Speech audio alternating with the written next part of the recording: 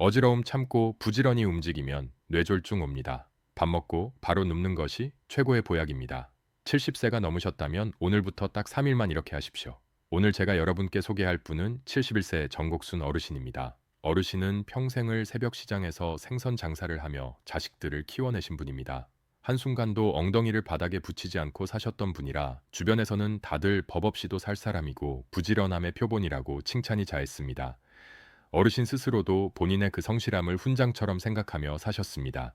그런데 반년 전부터 이상한 증상이 시작되었습니다. 평소처럼 일을 마치고 국밥 한 그릇을 든든하게 드시고 나면 갑자기 눈앞이 하얘지면서 머리가 핑 도는 겁니다.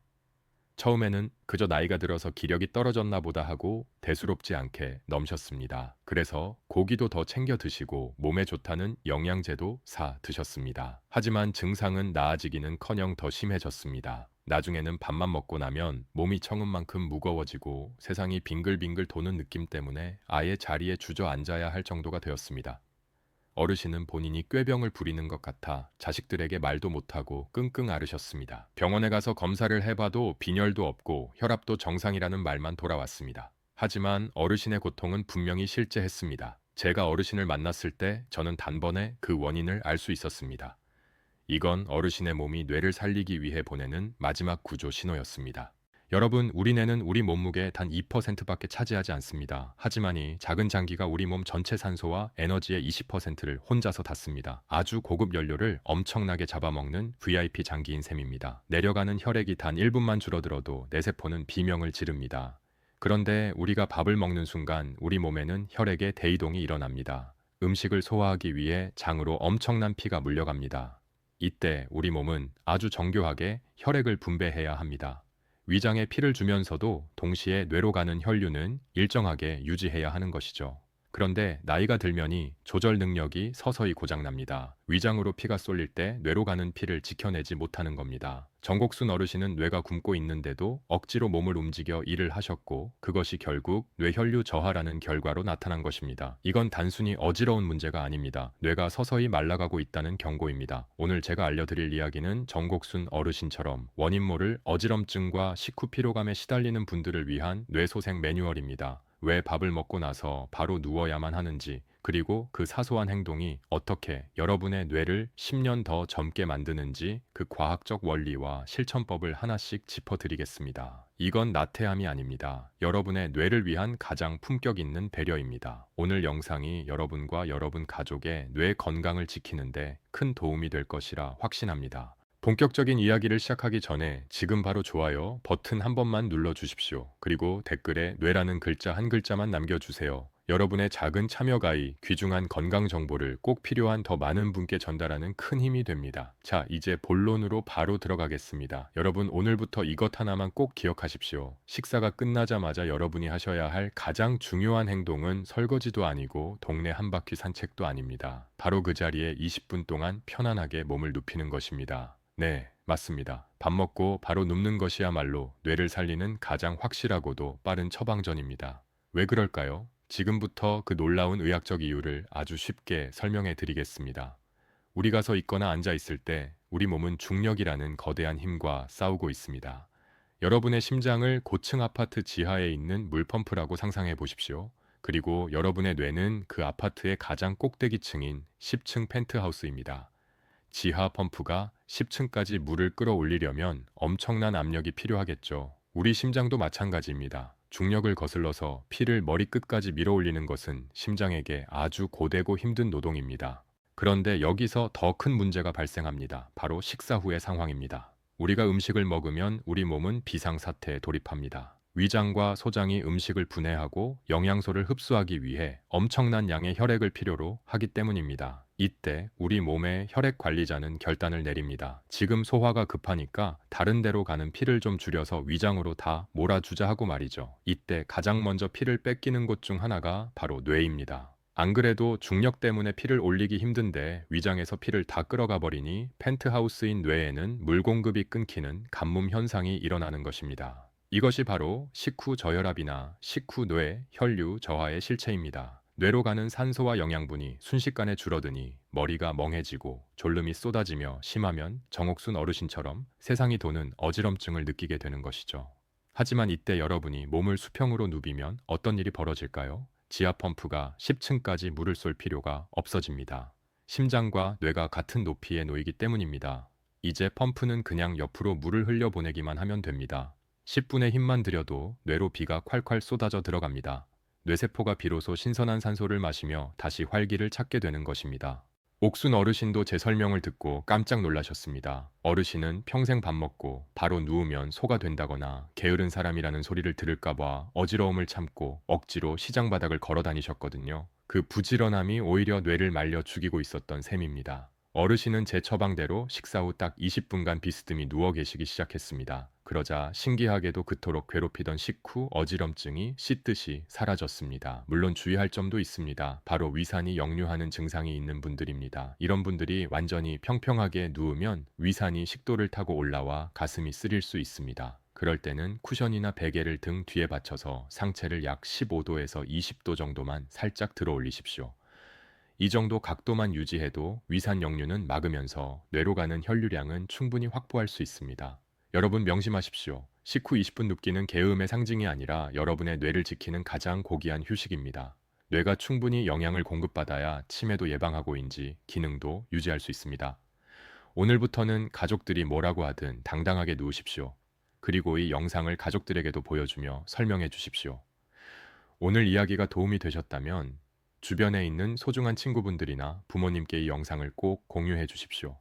특히 밥만 먹으면 기운이 없다고 하시는 분들께는 이 영상이 생명줄이 될 수 있습니다. 여러분의 공유 한 번이 누군가의 뇌 건강을 살리는 기적을 만듭니다. 첫 번째 비결인 식후 눕기가 급한 불을 끄는 응급처치였다면 이제 말씀드릴 두 가지는 여러분의 망가진 몸통을 바로잡고 뇌로 가는 혈액 고속도로를 시원하게 뚫어주는 근본적인 치료법입니다. 지금부터 제가 드리는 말씀은 여러분의 잠자리와 평소 앉아있는 습관을 완전히 바꿔놓을 것입니다. 준비되셨습니까?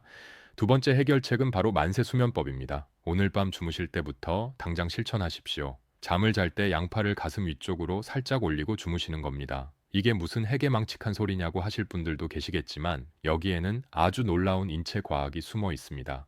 우리 몸의 피는 심장에서 나가는 것만큼이나 다시 심장으로 돌아오는 것이 중요합니다. 그래야 심장이 신선한 피를 다시 머리로 뿜어낼 수 있기 때문입니다. 그런데 나이가 들면 가슴 주변 근육이 굳고 흉곽이 좁아집니다. 팔을 아래로 내리고 자면 가슴이 더 움츠어들고 그 안을 지나는 큰 정맥들이 압박을 받습니다. 피가 심장으로 돌아가는 길이 좁아지는 것이죠. 이때 팔을 가슴 위로 살짝 올리면 어떻게 될까요? 움츠어들었던 가슴이 확 펴집니다. 갈비뼈 사이 공간이 넓어지면서 폐는 더 깊은 숨을 쉬고 심장으로 들어오는 대정맥의 통로가 활짝 열립니다. 정맥혈이 심장으로 콸콸 쏟아져 들어오니 심장은 비로소 충분한 피를 뇌로 보내 준비를 마치게 됩니다. 단 주의하실 점이 있습니다. 팔을 머리 위로 너무 높게 쭉 뻗으면 안 됩니다. 그렇게 하면 오히려 어깨 관절이 아프고 팔이 저릴 수 있습니다. 팔꿈치를 편안하게 구부려서 손이 어깨나 가슴 주변에 살짝 얹어지는 정도면 충분합니다. 정옥순 어르신도 처음에는 어색해서 자꾸 팔이 내려온다고 하셨지만 딱 사흘째 되는 날 아침에 이런 말씀을 하셨습니다. 선생님, 정말 신기하게도 자고 일어났을 때 머리가 안개 거친 듯이 맑아요. 여러분도 딱 3일만 해보시면 그 차이를 온몸으로 느끼실 겁니다. 세 번째 결책은 의자에 앉을 때 엉덩이를 의자 끝까지 깊숙이 밀어 넣는 것입니다.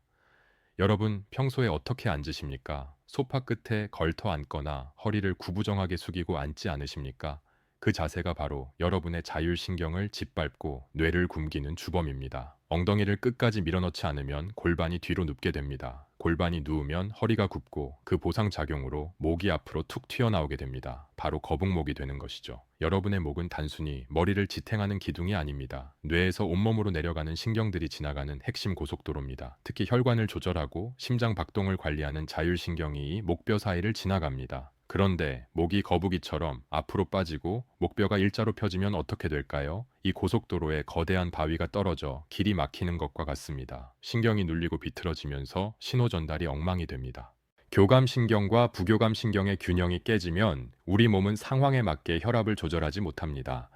밥을 먹어서 피가 위장으로 쏠릴 때 자율신경이 즉각 반응해서 혈관을 조여 혈압을 유지해야 하는 데의 능력이 사라지는 겁니다. 전곡순 어르신이 겪었던 식후 어지럼증의 진짜 배우는 바로 이 망가진 자율신경이었습니다. 어르신은 평생 생선을 손질하시느라 고개를 숙이고 사셨고 쉴 때도 소파에 비스듬히 누워 스마트폰을 보셨거든요. 그 습관이 목을 망가뜨리고 자율신경을 마비시켰던 것입니다. 그래서 제가 어르신께 신신당부를 드렸습니다. 어르신 이제부터 의자에 앉으실 때는 무조건 엉덩이부터 의자 깊숙이 집어넣으세요. 허리를 등받이에 딱 붙여야 골반이 서고 골반이 서야 목이 제자리를 찾습니다. 목이 바로 서야 뇌로 가는 고속도로가 뚫리고 자율신경이 되살아납니다.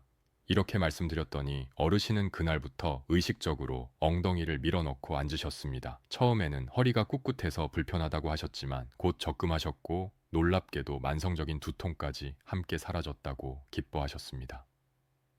여러분, 오늘 제가 말씀드린 만세 수면법과 엉덩이 밀어넣기는 돈 한 푼 안 들이고 여러분의 뇌를 살리는 최고의 명약입니다.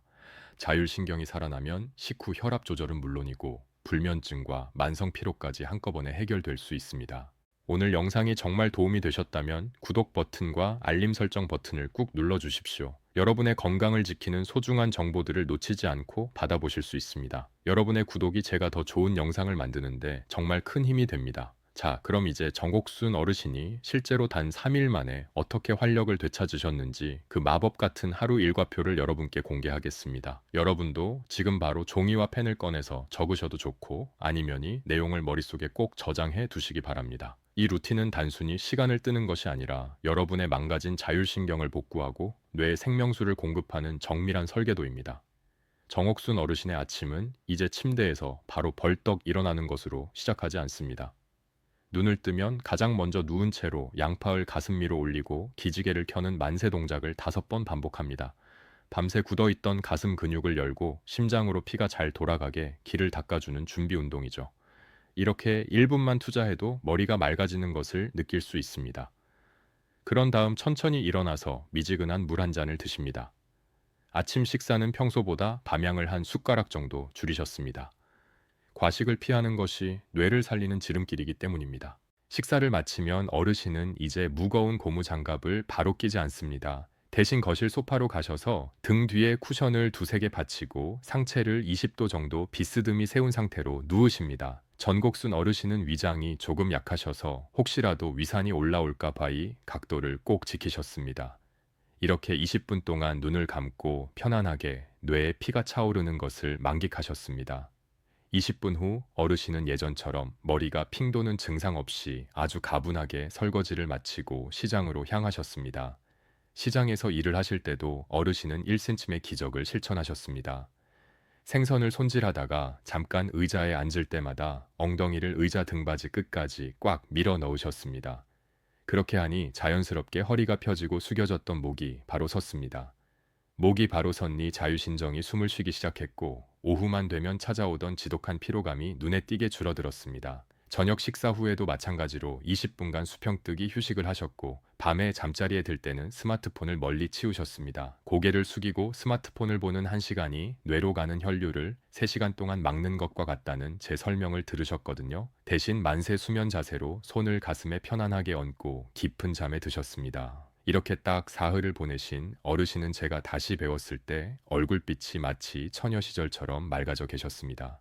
자, 그런데 여러분, 여기서 정말 중요한 포인트가 하나 더 있습니다. 제가 식사 후시라고 말씀드린 건 하루 종일 누워만 계시라는 뜻이 절대 아닙니다. 이건 마치 우리가 먼 길을 가기 위해 자동차에 기름을 가득 채우는 것과 같습니다.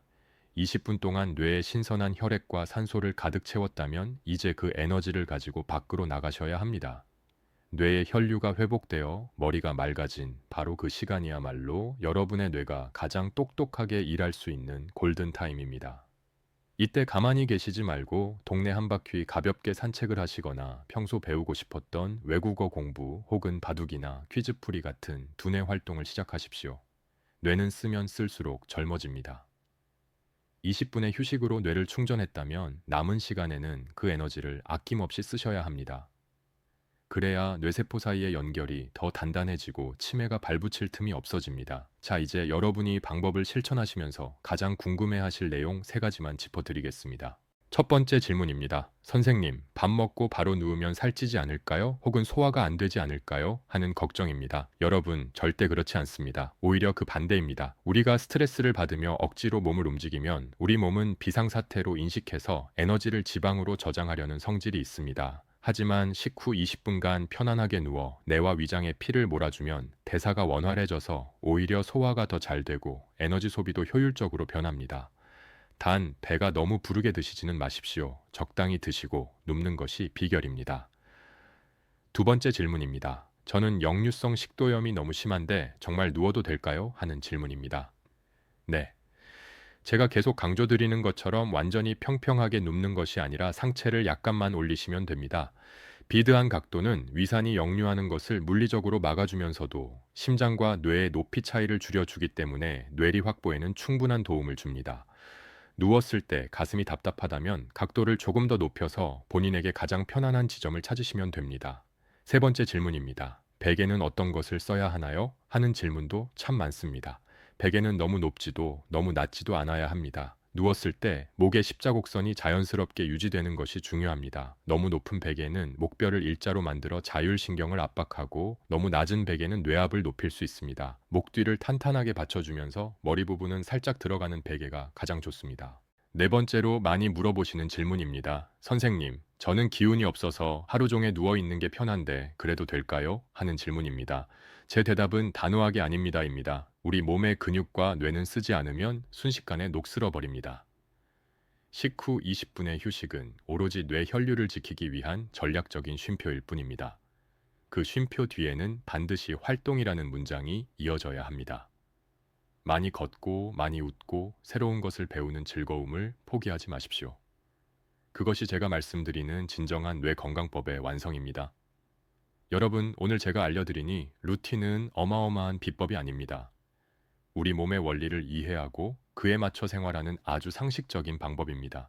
하지만 이 상식을 3일만 꾸준히 실천하는 사람은 대한민국에서 단 1%도 되지 않습니다.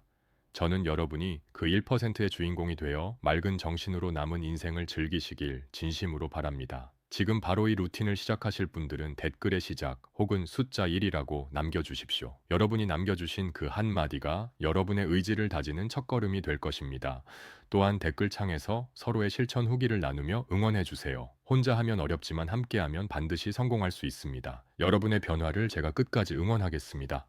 여러분, 이제 오늘 긴 강연을 마무리할 시간입니다. 제가 오늘 여러분께 전해드린 이야기는 단순히 밥 먹고 좀 쉬자는 편안한 제안이 아니었습니다. 그것은 평생을 부지런함 하나로 살아오신 우리 시대의 모든 전곡순 어르신들께 드리는 의사로서의 가장 절박한 호소이자 고백이었습니다. 여러분, 지금까지 정말 고생 많으셨습니다.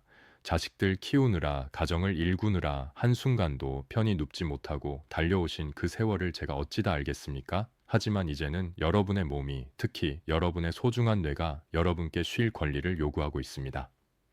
오늘 배운 내용을 다시 한번 정리해 보겠습니다. 첫째, 식후 20분 전략적 휴식으로 뇌를 충전하십시오. 둘째, 만세 수면과 바른 자세로 뇌 고속도로를 닦으십시오. 마지막 셋째가 가장 중요합니다. 충전된 뇌를 가지고 활기차게 움직이고 끊임없이 배우십시오. 여러분, 제가 꿈꾸는 여러분의 모습은 침대에 누워있는 모습이 아닙니다. 식후에 짧고 깊은 휴식을 취한 지 누구보다 맑은 정신으로 공원을 산책하고 복지관에서 새로운 공부를 하며 친구들과 즐겁게 소통하는 활기찬 모습입니다. 40분의 휴식은 여러분이 24시간 40분을 더 멋지게 살기 위한 발판일 뿐입니다. 더 이상 부지런함 때문에 몸을 혹사하지도 마시고 반대로 휴식이라는 이름 뒤에 숨어 활력을 잃지도 마십시오. 잘 쉬고 더 잘 움직이는 것. 이 두 가지의 절묘한 조화가 여러분을 무병장수의 길로 안내할 것입니다. 내일 아침 눈을 뜰 때부터 여러분의 하루는 달라질 것입니다. 잠자리에서 일어날 때의 그 가벼운 기지의 한 번이 식사 후 소파에 기대 앉는 그 20분이 여러분의 남은 인생을 통째로 바꿀 수 있습니다. 저는 여러분이 맑은 정신으로 손주들의 재롱을 보고 친구들과 즐겁게 담소를 나누며 매일매일이 선물 같은 하루가 되기를 진심으로 기원합니다. 오늘 이 긴 이야기를 끝까지 경청해 주셔서 정말 감사합니다. 제 진심이 여러분의 마음속에 다 실천의 씨앗이 되었기를 바랍니다. 건강은 남이 지켜주는 것이 아니라 바로 여러분 자신이 선택하는 것입니다. 오늘부터 여러분의 뇌를 위해 가장 현명한 선택을 하십시오. 여러분 모두가 통증 없이 맑은 정신으로 행복한 100세 시대를 누리시기를 주치로서 끝까지 응원하겠습니다. 지금까지 여러분의 국민 주치 건강 박사였습니다. 여러분 모두 건강하고 평안하십시오. 감사합니다.